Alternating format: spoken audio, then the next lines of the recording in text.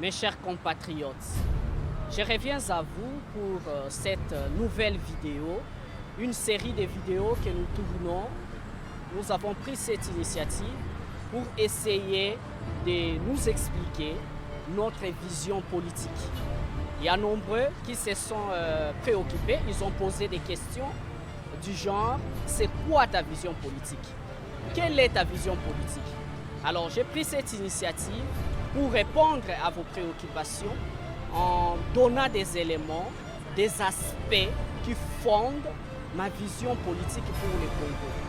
Bien entendu, en raison de mes ambitions politiques, futur président de la République, et ça ne peut pas se limiter seulement par un slogan, encore faut-il avoir la matière, avoir des idées, un projet qui va devoir me permettre, bien entendu, de mettre en place cette politique pour développer notre pays, la République démocratique du Congo, et le bien-être de l'ensemble de la population congolaise.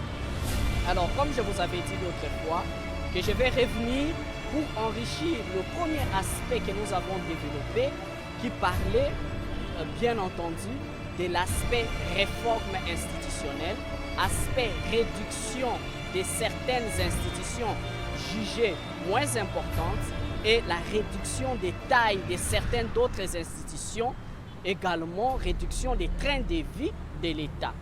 En rapport avec la dimension continentale de la République démocratique du Congo, qui est déjà pays potentiellement riche, mais dans la réalité, pays pauvre. C'est la raison pour laquelle je suis revenu encore dans cette vidéo pour vous expliquer un autre aspect qui concerne la politique que je vais mettre en place, la politique de gestion, la stratégie de gestion de la chose publique. Alors, je vais faire un bref récapitulatif de ce que nous avons développé l'autre fois, parce que j'ai reçu beaucoup de messages, des encouragements, et je vous remercie pour cela. Il y a nombreux même qui ont publié, qui ont partagé la première vidéo, des séquences dans leur statut, ils ont partagé sur leur mur, et je vous dis grandement merci pour cette compréhension, parce que vous êtes mobilisés pour l'intérêt supérieur de la nation. Et je vous dis énormément merci. Alors l'autre fois, je vous avais promis que je vais revenir avec des chiffres pour approfondir l'aspect des réformes. C'est-à-dire qu'est-ce que la République démocratique du Congo peut gagner en supprimant par exemple les Sénats que j'avais proposés, en supprimant certaines autres institutions, soi-disant d'appui à la démocratie, comme le Conseil économique et social, les CNSA qui visent Conseil de suivi de l'accord. Donc, certaines autres institutions d'appui à la démocratie comme ça, il y en a nombreux, il y a beaucoup d'autres institutions que nous avons pensé supprimer pour réduire le coût des trains de vie des institutions. Et de ce fait, j'avais promis de revenir avec des chiffres et j'ai fait certaines recherches et les recherches se poursuivent parce que jusque-là, je n'ai pas encore des éléments pour démontrer ce que nous pouvons gagner, l'argent que nous pouvons gagner derrière ces suppressions et ce que nous pouvons faire de cet argent où nous pouvons l'injecter pour la reconstruction de notre pays, construction des infrastructures, achat des équipements. Donc, je vais revenir encore avec des chiffres, mais juste pour vous faire voir, vous démontrer que les recherches sont en train d'être poursuivies. Donc, je suis en train de me documenter suffisamment et je reviendrai bientôt avec un autre numéro, une autre vidéo où je vais parler des chiffres. Voilà, donc nous allons revenir avec des éléments comme ça qui va bien entendu nous permettre d'avancer. Alors, je vais revenir sur la première vidéo, réforme des institutions. Et c'est une stratégie politique qui a marché, qui a réussi. Une stratégie politique réussie dans un autre pays et pas un pays étranger, c'est-à-dire un pays européen, un pays américain, non, ici en Afrique. Et je voulais bien entendu vous révéler cela, peut-être nombreux connaissent déjà, il s'agit du Sénégal. Le président Macky Sall quand il est arrivé au pouvoir, après moult réflexions avant d'arriver au pouvoir, quand il était Premier ministre, il a pensé lancer un programme dit Sénégal émergent. Alors dans ces vastes programmes ambitieux, cela demandait beaucoup d'argent, énormément d'argent pour reconstruire le Sénégal, construction de nouvelles villes, construction des infrastructures, achat d'équipements importants, et il a pensé avoir de l'argent. Parce que vous êtes sans ignorer, pour développer le Congo, la République démocratique du Congo, un pays à dimension continentale, cela nécessitera des milliards de dollars, des milliers de milliards de dollars. Un pays vaste comme le Congo. Et pour cela, nous avons besoin énormément d'argent pour développer le Congo. Alors, où avoir cet argent? De ce fait, il faut que nous adoptions un comportement et mettre en place des stratégies qui nous permettront de, bien entendu, avoir ces moyens pour nous permettre de nous développer, de développer notre pays. Et avant, bien avant par exemple, générer des recettes, il y a l'aspect gestion orthodoxe, gestion parcimonieuse de peu des ressources que nous avons, ressources financières, le budget insignifiant que nous avons, la réduction des trains de vie des institutions et les paix que nous aurons, cela peut ajouter un plus. C'est vrai, dans une année, ça ne représente peut-être pas grand-chose, mais dans des années à venir, si nous faisons une économie pendant par exemple 5 ans, 10 ans, par des suppressions de ces institutions, par la réduction de ces tailles des institutions, nous pouvons avoir des moyens quasi suffisants qui nous permettront, bien entendu, de construire des infrastructures, d'acheter des équipements, de faire de nombreuses réalisations à impact visible. Donc c'est très important parce que c'est une stratégie politique réussie en Afrique. Et le président Macky Sall, pour lancer son vaste programme de Sénégal émergent, le président Macky Sall a réduit les trains de vie de l'État. Le président Macky Sall, il a supprimé le Sénat, il est allé même jusqu'à supprimer la primature et réduire d'autres tailles des institutions, les trains de vie de l'État. Et cet argent, au-delà de la production, lui a permis de faire de grandes réalisations à impact visible.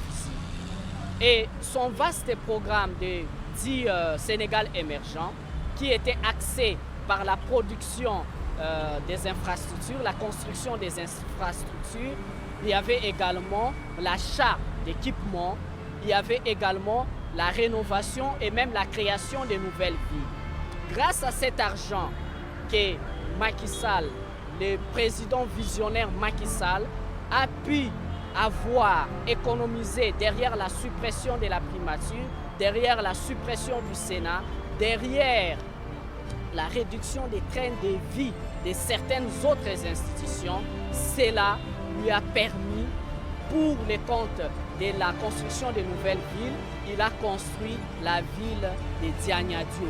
La ville de Diagnadio, une ville qui avait pour mission d'essayer un peu de dépeupler Dakar pour essayer d'amener une grande partie de la population de ce côté-là, c'est-à-dire désengorger la ville de Dakar.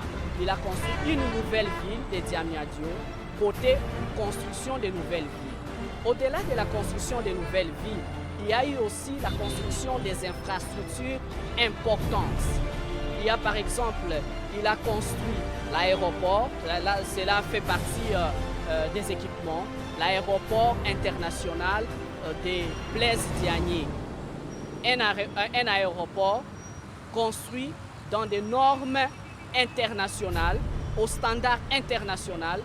Donc c'est un aéroport de qualité qui a été construit grâce à l'argent qui a été pris de la suppression du Sénat, de la primature et des trains de vie de l'État, notamment la réduction de la taille de certaines autres institutions. À part de la construction de la nouvelle ville de Diamniadio, hormis la construction de l'aéroport de Blaise Diagne, il a également construit une autoroute. Macky Sall a construit également une autoroute à dimension aux normes internationales. Macky Sall a construit une autoroute aux normes internationales, aux standards internationaux. L'autoroute de l'avenir, c'est grâce également à l'argent qu'il a pu avoir derrière la réduction des trains de vie de certaines institutions et également la suppression du Sénat et de la primature. Au-delà de cela, Macky Sall, grâce à ses réformes institutionnelles, Macky Sall a également construit un grand centre solaire, centrale solaire photovoltaïque pour générer de l'énergie, pour générer l'électricité. Toujours grâce à cet argent. Et il a construit également un train urbain, un train express urbain qui relie la ville de Diamniadio à Dakar. Et il y a également le chemin de fer qui a été mis en place pour que ces trains urbains puissent se mouvoir. Donc, c'est une expérience politique réussie ici en Afrique par un autre président africain. Quoi de plus normal que nous pouvons aussi copier, imiter de bonnes stratégies pour nous permettre aussi de faire de même. Vous avez certains autres pays de l'Asie du Sud-Est qui se sont développés en imitant d'autres nations. La Corée du Sud a imité son voisin le Japon, son voisin la Corée du Nord. La Corée du Sud a demandé comment vous avez fait voisin pour vous développer. Et ils ont appliqué le même conseil, la même stratégie dans leur pays et cela a marché. Donc c'est une expérience politique vécue, une expérience politique probante. Donc ça peut aussi nous aider, la même stratégie, la même politique pour avoir un peu d'argent qui va nous permettre de développer aussi le Congo. C'est vrai que ça ne représente pas vraiment grand-chose, mais c'est quelque chose. Parce que je vais expliquer aussi, au-delà, bien entendu, de la réduction des trains de vie de l'État, au-delà, bien entendu, de la suppression du Sénat que j'avais suggéré et des assemblées provinciales, également la réduction de la taille de l'Assemblée nationale. Cet argent, à long terme, 5 ans par exemple, cela nous permettra de réaliser certains projets qui vont aider la population congolaise. Donc, je voulais marteler ici que c'est une expérience politique vécue, une expérience politique mise en place, réussie par un pays africain et nous pouvons aussi faire de même. Moi, quand j'avais pensé à ces réformes, pendant ce temps, je n'avais même pas les informations concernant le Sénégal. Mais après avoir me documenté, je me suis rendu compte que ce que j'ai pensé, il y a d'autres nations qui l'ont fait. Donc le Congo aussi peut faire de même et avoir des réalisations. Donc c'est important, je martèle sur la suppression de certaines institutions, des Sénats, réduction de la taille de l'Assemblée nationale. J'avais suggéré au moins 300 députés, là c'est l'arrondissement, parce que nous avons 145 territoires et j'ai pensé à la suppression des assemblées provinciales qui seront remplacées par ce que j'ai appelé le conseil des sages, des notables et des provinces, avec des gouverneurs nommés. Parce que vous êtes sans ignorer les élections de gouverneurs qui se sont déroulées récemment. Il y a eu des soupçons et des révélations de corruption. Et comment nous pouvons bâtir une nation derrière la corruption. Et au-delà de l'argent que nous pouvons recueillir, bien entendu, par la suppression de ces institutions, il y a aussi, le Congo doit aussi produire. Nous devons produire la production étatique. Et au-delà de cela, nous pouvons aussi avoir quelque chose derrière, boucher tous les tuyaux boucher les trous de coulage des recettes. Là aussi c'est important, nous reviendrons au cours d'une autre vidéo où nous allons expliquer comment nous pouvons faire, quelles mesures draconiennes, quelles mesures drastiques nous pouvons bien entendu mettre en place pour essayer de boucher tous les trous de coulage des recettes. Cela nous permettra d'avoir aussi quelque chose au-delà de la production étatique de certaines ressources naturelles que nous avons. Mes chers compatriotes, je vous remercie. Je vous invite à visiter toujours ma page Facebook. Vous tapez @Gaylord pour le futur président de la République officielle sur Facebook.